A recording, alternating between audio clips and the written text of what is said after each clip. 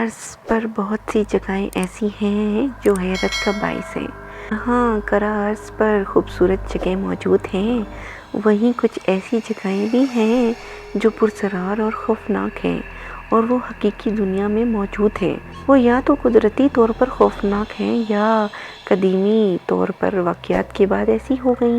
ایسی ہی یہ کہانی ہے پاکستان کے مشہور شہر میں موجود شیخو پورہ فورٹ کی ہے۔ یہ کہانی شیخو پورہ لاہور سے 35 کلومیٹر کے فاصلے پر ہے۔ اس فورٹ میں ایک زمانے میں شہزادی رہا کرتی تھی اور یہ حویلی اپنی شان کے منہ بولتا ثبوت تھی، لیکن قدیم عرصہ سے یہاں شہزادی کے بعد یہ حویلی کسی کے زیر استعمال نہیں رہی۔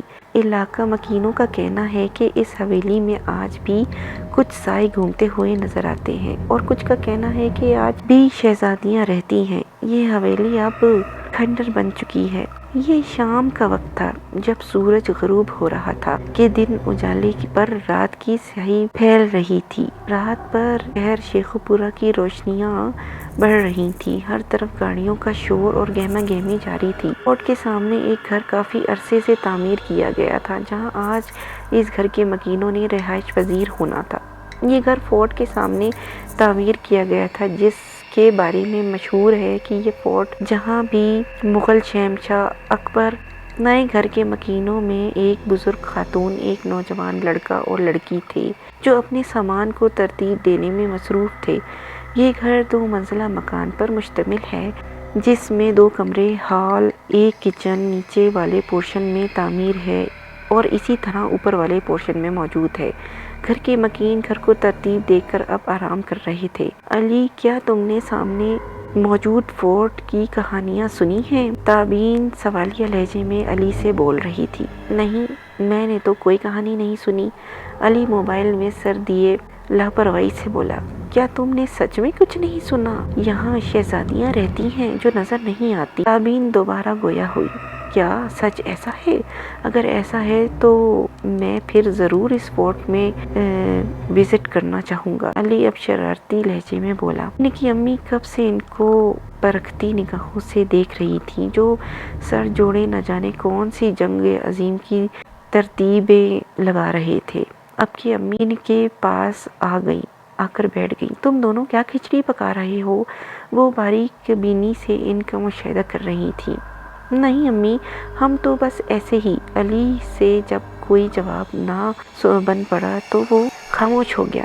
چلو دونوں اٹھو اور جا کر ٹیبل پر کھانا لگاؤ، اور علی تم بہن کی مدد کرو، اور وہ نیم دراز ہوتے ہوئے بولی۔ دونوں خاموشی سے برتن لگا رہے تھے کہ پھر تابین کو وہ آسیب زدہ باتیں یاد آنے لگیں جو اس نے سن رکھی تھیں۔ اب وہ خاموش ہی رہی تھی۔ علی کو بتانے کا مطلب ہے مذاق بنوانا۔ علی بے دہانی میں ہی کھانا کھایا، ہوش میں تب آئی جب سب کھا کر جا چکے تھے۔ وہ کبھی کمرے میں جانے کا ارادہ کرتے ہوئی اٹھی۔ تابین کا کمرہ جو کہ اوپر تھا، وہ سیڑھیوں پر کھڑی آیت الکرسی کا ورد کرتے ہوئے سیڑھیاں چڑھنے لگی۔ تیزی سے سیڑھیوں کو عبور کرتے ہوئے اپنے کمرے میں آ کر ایک لمبی سانس کھینچی۔ باہر ایک دم سے ہوا چلنا شروع ہو گئی۔ بارش کے امکان واضح تھے۔ پردے ہوا سے بڑبڑا رہے تھے۔ یکو دم کمرے میں موجود بلب بجھ گیا، جو کہ بجلی جانے سے روشن تھا۔ نکلے ہوئے اس ویسے کمرے کا ماحول خوفناک ہو گیا، اور اپنے موبائل کی روشنی جلاتے ہوئے ہر طرف دیکھ رہی تھی۔ پھر سونے کا ارادہ کرتی بیڈ پر لیٹ گئی۔ تھوڑی ہی وقت گزرا تھا کہ کھڑکی کے پٹ زور زور سے ہلنے لگے۔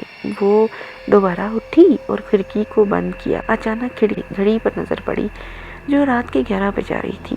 وہ سب سوچوں سے جان چھڑانے کے لیے دوبارہ بیڈ کی طرف بڑھی تھی کہ اچانک محسوس ہوا جیسے کھڑکی کے پاس سے کوئی سایہ ہو کر گزرا ہے۔ وہ جلدی سے کمبل میں گھسی اور دونوں ہاتھوں سے کمبل کو زور سے دبوچا۔ اب اس کی جان جانے لگی تھی۔ آنکھوں سے آنسو متواتر اس کے چہرے پر بہنے لگے۔ کون ہے وہاں؟ وہ اونچی آواز میں بڑبڑائی تھی، لیکن دوسری طرف سے مکمل خاموشی تھی۔ آیت الکرسی اور دیگر قرآنی آیات کا ورد جاری کر دیا۔ وہ روتے روتے سو گئی۔ چہرے پر ابھی بھی آنسوؤں کے مٹے مٹے نشان موجود تھے۔ صبح کا سورج سر پر آ چکا تھا۔ لوگ کاموں پر جا چکے تھے، لیکن تابین جو رات کو ڈرتے ڈرتے جاگتی رہی تھی اب وہ سوئی پڑی تھی۔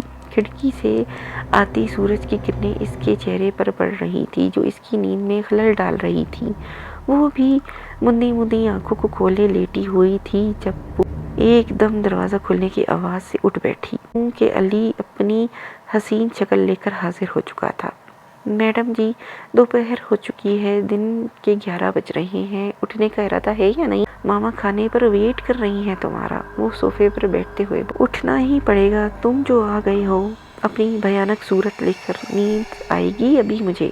وہ اس کی اتنی پیاری شکل کو بھیانک کہہ رہی تھی۔ اللہ کرے ایسی ہی بھیانک شکلیں تمہیں رات کو آ کر ڈرائیں اور تمہارا خون خوش کریں، آمین۔ وہ ہاتھوں کو دعا کے انداز میں پھیلائی اسے دعا دے رہا تھا۔ علی تم بچ جاؤ مجھ سے، اب میں تمہیں بتا رہی ہوں میں تمہارا خون پی جاؤں گی گینڈے۔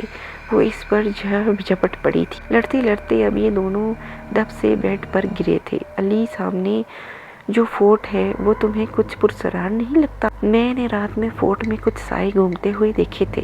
وہ پھر وہی ٹاپک لے کر بیٹھ گئی تھی۔ میری بہن تمہارا تو دماغ خراب ہو چکا ہے، میرا ابھی نہیں ہوا، اٹھو ماما تمہیں بلا رہی ہیں نیچے۔ علی دروازہ عبور کر چکا تھا اور بول چکا تھا کہ وہ اپنے فورٹ دکھانے لے جائے گا تاکہ اسے یقین ہو جائے کہ وہاں کوئی آصف۔ شام کا وقت تھا جب علی نے اسے باہر چلنے کا کہا تھا۔ دونوں روڈ پر چہل قدمی کر رہے تھے، اسے راستے میں آئس کریم کھائی اور واپس پر گامزن ہوئے۔ اب وہ فورٹ کے سامنے تھے۔ علی قدم بڑھانے کو تھا جب تابین نے اس کا ہاتھ پکڑ لیا۔ علی نہیں جاتے، مجھے ڈر لگ رہا ہے، وہ مسکین صورت بناتے ہوئے بولی۔ کچھ نہیں ہوتا، میں ہوں ساتھ، ڈرنے کی ضرورت نہیں۔ علی دوبارہ اس کا ہاتھ پکڑتے ہوئے قدم اٹھانے لگا۔ فورٹ میں داخل ہوتے ہی ہر طرف دیکھ رہے تھے۔ اس وقت وہ فورٹ ایک عجیب گھر کا منظر پیش کر رہا تھا۔ حویلی کے لکڑی کے قیمتی دروازے، کھڑکیوں پر چھتوں کے بہت سے حصے غائب ہو چکے تھے۔ داخلی حصے پر اگرچہ چمگادڑوں کا نشیمن بن چکے تھے، جگہ جگہ جالے لٹک رہے تھے۔ وہ اپنے وقت کی شاندار حویلی رہ چکی تھی لیکن اب وہ کسی عجائب گھر جیسی بھیانک ہو چکی تھی۔ اس حویلی کی کھنڈرات جیسے صورتحال اور ویرانی کی وجہ سے اس کے متعلق کئی کہانیاں مشہور ہیں۔ رات کو ڈر اور خوف کی وجہ سے کوئی بھی شخص اس قلعے میں جانے کی جرات نہیں کرتا۔ پاکستان میں آسیب زدہ مقامات میں سے یہ شیخوپورہ فورٹ بھی ہے۔ علی جو ساری حویلی کا جائزہ لے رہا تھا اور تابین اس کے پیچھے پیچھے چل رہی تھی، ساتھ اس کی دھڑکنیں بھی سست روی سے چل رہی تھیں۔ علی نے آگے بڑھ کر ایک کمرے کا دروازہ کھولا جو ایک عرصے سے بند رہنے کی وجہ سے عجیب سی آواز سے کھلا۔ دونوں کمرے کے وسط میں کھڑے تھے، سامنے پڑی انسانی کھوپڑیاں ان دونوں کے چہرے کی ہوائیاں اڑا چکی۔ جس آواز سے وہ داخل ہوئے تھے وہ یکدم بند ہو گیا تھا، جیسے کسی نے خود بند کیا ہو۔ علی نے تیزی سے بڑھ کر دروازہ کھولنا چاہا لیکن ناکام ہو گیا۔ کوئی جادوئی طاقت دروازے کو جکڑے ہوئے تھی۔ کمرے میں موجود صوفے اب ڈیسک بن چکے تھے، اوپری حصے غائب تھے۔ ڈیسک کے نیچے ایک جناتی شکل کی عورت نمودار ہوئی۔ تابین کو اپنے پیچھے جب کچھ محسوس ہوا، غیر ارادی طور پر گھومی تھی کہ پھر پلٹ نہ سکی۔ علی! تابین کے منہ میں پھنسی پھنسی سی آواز نکلی۔ علی جو دروازے کو کھولنے کی کوشش کر رہا تھا جلدی سے مڑا۔ سامنے ڈیسک کے نیچے ایک جناتی عورت ان کی طرف دیکھتی ہوئی آہستہ آہستہ پنجوں کے بل سرکتی ہوئی ان کی طرف بڑھ رہی تھی۔ دونوں کی آنکھیں خوف کے باعث باہر کو اگلنے لگیں۔ اس سے پہلے کہ وہ جناتی عورت ان پر وار کرتی، باہر سے شور کی آوازیں آنے لگی تھیں۔ دونوں کو محسوس ہوا جیسے ان کے ناموں کو پکارا جا رہا ہو۔ جلدی سے باہر کی جانب بڑھے تھے۔ وہ جناتی عورت باہر انسانوں کو محسوس کرتے ہوئے غائب ہو چکی تھی۔ تابین اور علی کی امی جو ان کے گھر نہ آنے کی وجہ سے پریشان تھی، جب رات گئے تک وہ نہیں آئے تو وہ محلے والوں کو ساتھ لیتی ان کو ڈھونڈتے نکل پڑی تھیں۔ جب کہیں بھی ڈھونڈنے سے وہ ان کو ڈھونڈ نہ پائے تو تابین کی امی جو علی کی طبیعت سے واقف تھیں، وہ بھوت بنگلوں کو دیکھنے کا شوق رکھتا تھا۔ اسے لگتا تھا کہ حقیقی زندگی میں نہیں پائے جاتے۔ علی کی طبیعت سے واقف تھی، محلے والوں کو بتاتے اس حویلی میں جانے کا ارادہ رکھتی تھی۔ علی کی امی محلے والوں کو لیتی اس حویلی میں داخل ہوئیں، لیکن جب ان کی چیخوں کی آوازیں ان کے کانوں میں پڑیں تو اس کمرے کی طرف سامنے تابین اور علی بری حالت میں موجود تھے۔ خوف کے باعث وہ بامشکل کھڑے تھے، ٹانگیں مسلسل کانپ رہی تھیں۔ ان کی امی نے جلدی سے تابین کو ساتھ لگایا، جو ماں کا سہارا پاتے ہی اونچی آواز میں رونا شروع کر چکی تھی۔ ان کی امی ان کو ساتھ لیتی قاری صاحب کے پاس گئیں۔ قاری نے قرآنی آیات پڑھ کر ان پر پھونکیں ماری، ساتھ ہی قرآنی آیت دم کیا اور پانی دیا تاکہ وہ اس وقت سے خوف زدہ نہ ہو۔ زندگی آہستہ آہستہ روٹین پر آ چکی تھی۔ تابین اب نیچے اپنی امی کے کمرے میں سوتی تھی، لیکن اکثر وہ ڈر جایا کرتی تھی، اور علی کو بھی اب یقین ہو چکا تھا اس واقعے کے بعد سے وہ احتیاط کیا کرتا تھا۔ اب وہ بھوت پریت کو صرف کہانیاں نہیں سمجھتا تھا، اس پر یقین آ چکا کہ یہ بھی اللہ تعالیٰ کی بنائی ہوئی ایک مخلوق ہے۔